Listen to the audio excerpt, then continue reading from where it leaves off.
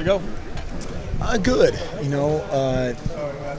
Fourth day after the weekend, install, little sluggish at the start, but competed well at the end.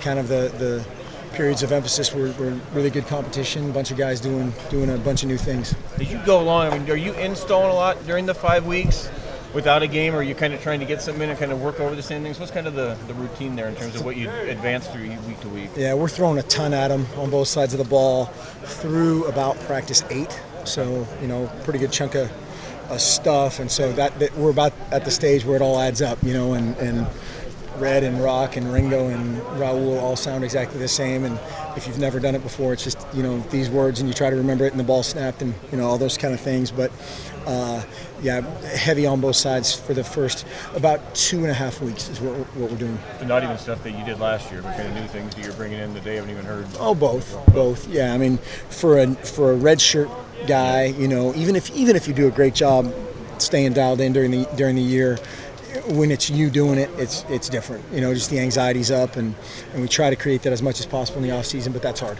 How do you feel about the secondary group? Obviously losing 3 starters this year.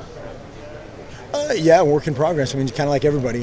We don't really collectively sit back at this point and go, all right, here's this depth chart or anything like that. It's just there's so much individual development that's hopefully going to take place between now and the end of spring. And I mean, you just take a guy like Harrison on defense or Tui or Telly on offense. Those guys, they don't, they can't function at their optimal level yet. Tui looks really good doing it when he's doing it, but it's just learning, again, whatever we call red at junior college, they might have called tree, and he's trying to translate that, and the ball snapped, and read a route, and just all those things. There's just that natural sluggishness right at the beginning that they need to work through, and it'll happen. Obviously, Eric Darden didn't end the season last year the way he wanted to. How do you feel he's approached this spring? I think he's been really good. He was really good at the time in terms of handling that situation how you'd like a guy to, and we expect nothing but good things from here on out.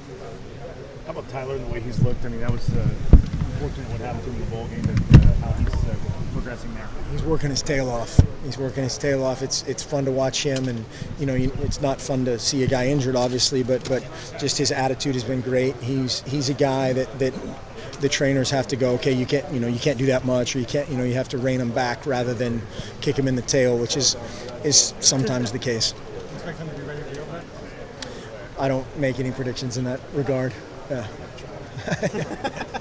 What do you remember about that? Because we saw Marcus go over to him at the bowl game and give him a big hug. I mean, I think it was not only said a lot about Marcus, but it also said a lot about the way the guys feel about Tyler. Yeah, Tyler's awesome. I mean, he's just one of those guys that everybody loves, and injuries are the worst part about this deal, and to see a guy certainly at that point in the season who was really playing well and coming into his own, it was a setback, but I told him shortly after surgery this injury has no chance against him.